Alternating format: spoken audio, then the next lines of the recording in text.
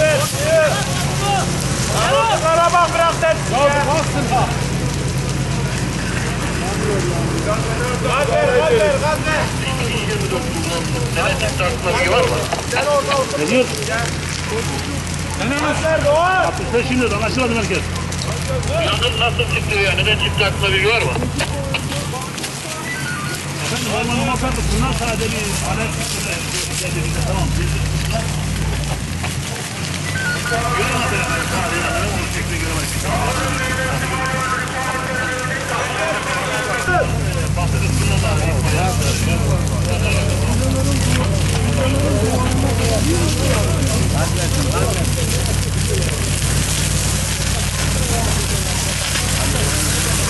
Zımbırt gibi yanıyor.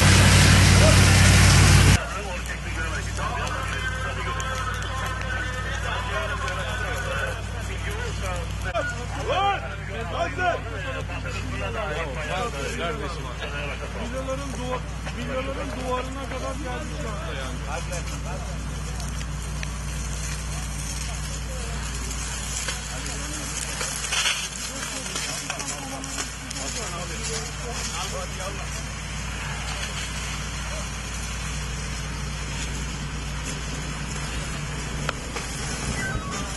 Orada oldu ya. ATV'mizin oradakine boş ver. Bir de şeyin bölge trafiğinin orada orman yangını çıktı. Koma vardı Allah'tan yanımıza daldık başında söndürdük.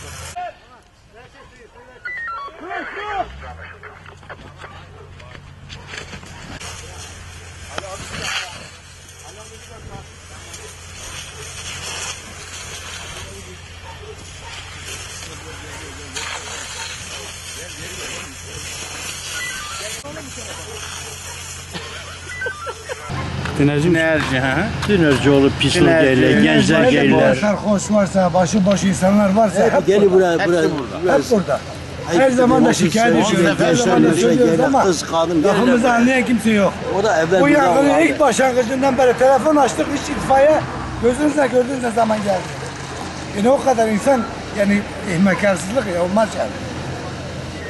İnsan da biraz izzet nefsi oluyor. Yazık ya bu orman gitti. Bu ormana hiç bakan yok, hiç. Bu ormanın önlemini almak gerekiyor.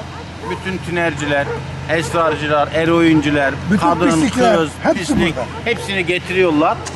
10 sefer gittim, yerlerini de gösterdim. Dedim bak buralarda bunlar esrar eroin içiyorlar. Karakola da söyledik, komisere de, polise de ama hiç aynı şey. Burayı yakan büyük ihtimal tünercilerdir. Yakıyorlar. Tinerci de 68'ler ormanında hiç önlem yok, hiç bakan yok. Baba, Asayiş yok, Baba. bütün pislikler burada.